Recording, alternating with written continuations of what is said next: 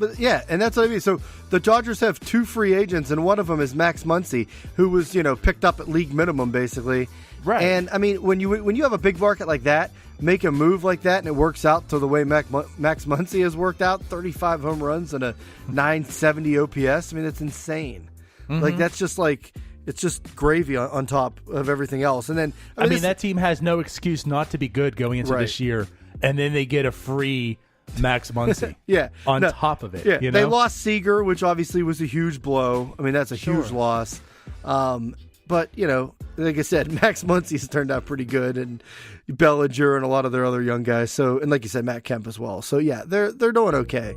But it'll be an interesting series, and getting more to that Dodgers-Brewers NLCS. I mean, you want to talk about bullpenning and the opener strategy, and I mean, were we seeing some wild stuff in that series? How about Kershaw getting the last outs? Yeah, that series, and Craig Counsell basically letting Miley face one batter and then switching him for the and it was like to turn the Dodgers lineup around. So I mean, it's like I don't know. What were your thoughts on that? Like that was wild. I mean, I understand it. And it worked to an extent with Woodruff, but yeah, I mean, what was your thoughts when you saw that? I'm just pleased that there's a shift going on in baseball, and nothing has to be what it is because that's what baseball was. Right. I think my biggest issue with baseball is it's so much. God, what's the word I'm looking for? Traditional? Yeah, so much tradition because this is how baseball's been played. That it's to a fault, I mean, we've always had a starter, and the starter always goes out for 8 innings a game. So that's what we have to do. When realistically, that might not be the best option. I mean, you can think creatively and say, maybe this would work better. But it's never been done in the past 500 years baseball's been played, so we can't do it. And it seems like you're starting to see the shift where just because it's tradition doesn't mean it has to be done. And you're seeing a starter go out there for an inning, which is your opener now, and then the true starter comes in and pitches the rest, and it seems to work out and benefit. I'm just happy that people are more open to it. Now, it doesn't mean all the stuff that's happening is working, but they're trying. Right. And in a series like this, I mean, think about it. When you're the Milwaukee Brewers and you're going up against the Dodgers. Yep. You're probably at a disadvantage likely. So as the small markets, you have to find and create advantages. And, actually it's kudos to the Tampa Bay Rays. They're the ones that really did it this year and stuck with it. And you saw what it did for them. So now Milwaukee's using it and such. I love it. It's not going to be the end all be all, and things will always keep adjusting. But I'm finally proud that baseball is adapting. Yeah. It was refreshing to see that. And like you mentioned it right there about the Brewers. Like the Brewers were at a disadvantage with their pitching staff. So they were trying to come up with ways to get around that. And I mean, they took them to 7 games, DiNardo. They almost won, went to the World Series and everything. Yeah. And I mean, you had guys, Wade Miley, Shaquille. I mean, we had these guys that we were talking about that were like, how are these guys? And they're mowing people down. They're throwing 4 and 5 shutout innings and things like that. Brandon Woodruff. Now, the thing with Woodruff was they brought him in. So Miley faced one batter. Counsell goes out, brings Woodruff in. He has like the next 3 or 4 innings, mowing people down, scoreless innings. But you go and do that opener strategy and you completely, turn the Dodgers lineup upside down. But yet they do that and then they get beat because they let Woodruff face the lineup 3 times. Like, what was that? Like, I was like, what do you like? You're so far thinking ahead and being progressive. But then you let him face the lineup the 3rd time and it bit them. That's when the Dodgers lineup finally got to him. So it was like, and that's the point of doing that, is so you don't have to face the lineup for the 3rd time. So, right. So what were they doing? It's like you tried it, but then you didn't finish what you didn't complete it. Yeah, it was so bizarre. I'm like, wait a minute, you did this the right way, but then you just left them out there execution way too long. Right. So I don't know, man. But Josh Hader, he pitched a ton in that series. I mean, yeah, it's just, but the Brewers took them to 7, and like you said, they had the last 2 at home, but the Dodgers just ultimately were too much. And Clayton Kershaw was Clayton Kershaw for a couple of those games, DiNardo, which always helps. Yeah, with a CK, not a KC. Right. He had that curveball going. It was good to see. I mean, I kind of, I like Kershaw and, the whole rap on the playoffs and everything, but he had some strong starts this postseason. Right. So, and that's one of the things too that, is kind of intriguing about this World Series, Kershaw versus Sale. Is this almost a bit of like passing the torch? Possibly, though. Sale hasn't been the greatest either. You have a lot of pitchers. You have David Price, who he finally pitched well, and he hasn't been pitching. He had the can't pitch in the playoff stigma on him. So did Kershaw, and now here they are both in the World Series. So, but yeah, maybe I don't know that Kershaw's not done. I don't think by any stretch. Well, I don't think he's done, but I'm worried. All right. I don't know if he's always going to be CK, Clayton Kershaw, much longer. Anyways, though, regardless, I mean, I think it's more to Chris Sale as well.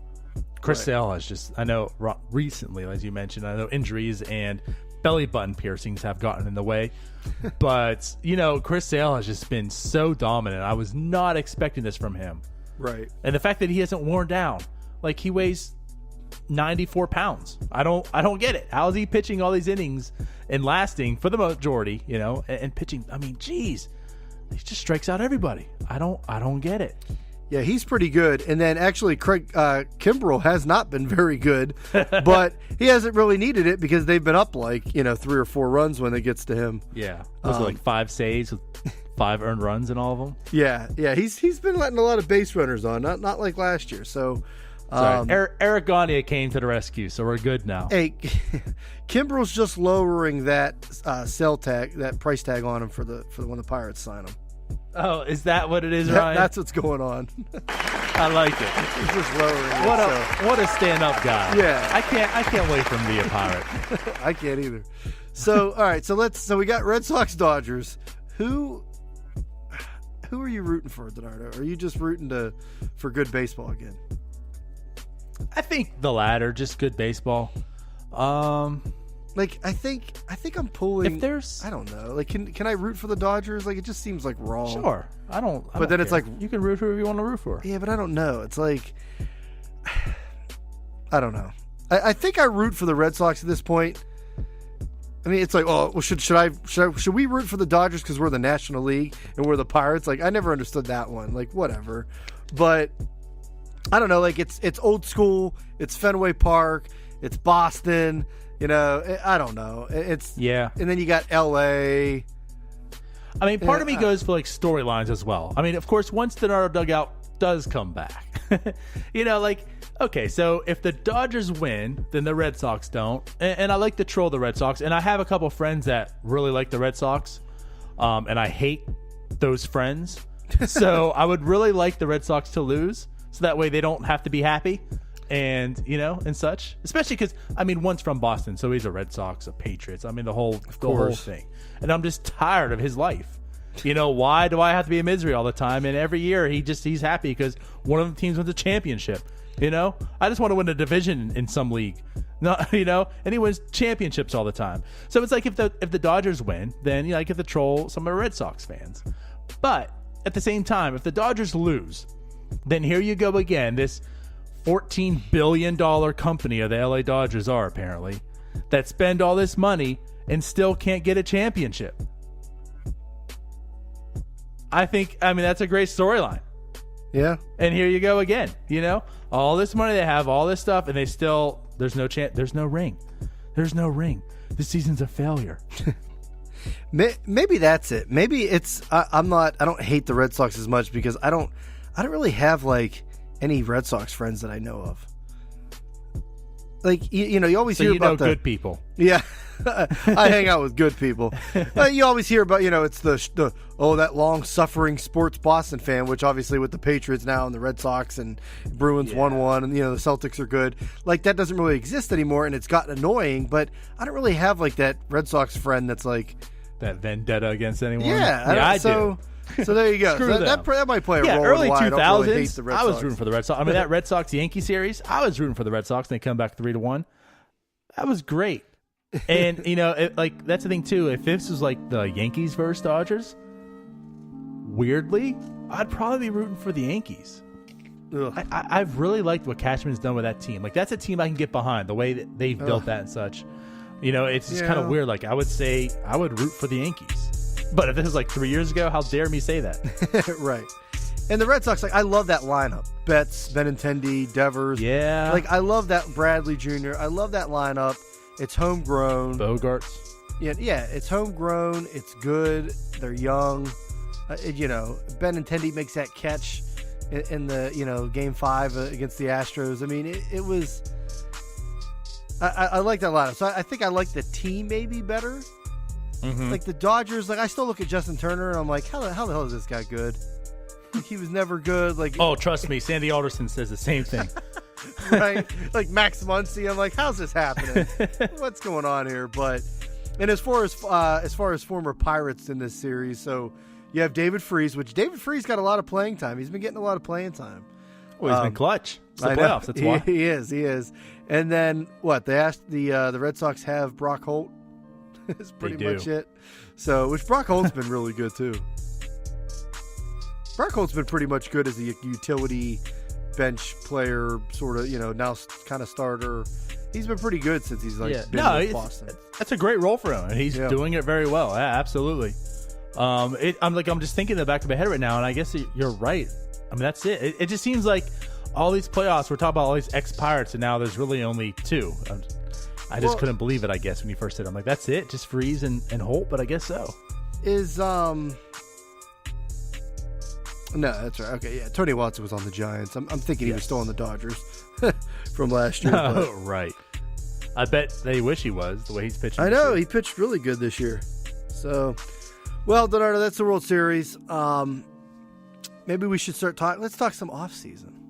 I guess. The offseason, man. We have a lot of offseason to talk, too. Hasn't officially begun yet, I guess, until the end of the World Series, but we can start now. Unless you're the Nationals and getting, Kyle Barraclough for some international money so that the Marlins can get Victor Mesa. You love that international money.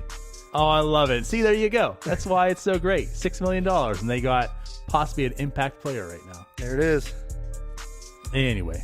So let's get into the offseason talk. Let's kind of just, we're not, we have a lot of hours to record here in the offseason to kind of go over things and everything. But, as far as, I don't know where you want to start with this, DiNardo, if you want to just kind of like, where can the Pirates, the needs, like what are their needs? Where can they upgrade? And we can go through some of these, free agent names, which I know we've done already. Now, everybody in town basically is, upgrade middle infield. That's obviously, Pirates are losing Mercer and J.A., we think. We hope. So, we also know Newman and Kramer are there. Are they going to roll with them? Are they going to sign somebody else? Are they going to sign Mercer to some 1-year deal or whatever?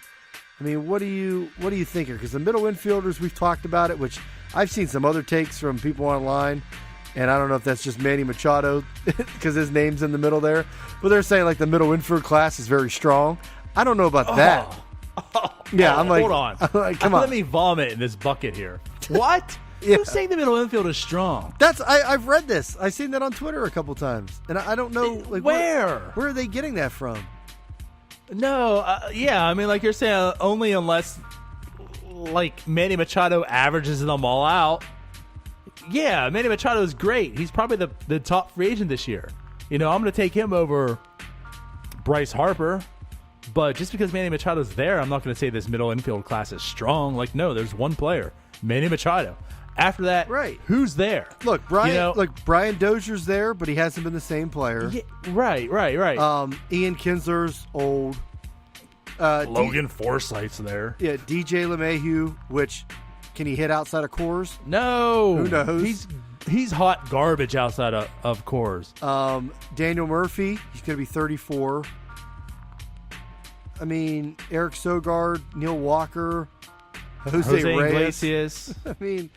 Yeah. So then go to shortstop. Asdrubal Cabrera, Alcides Escobar.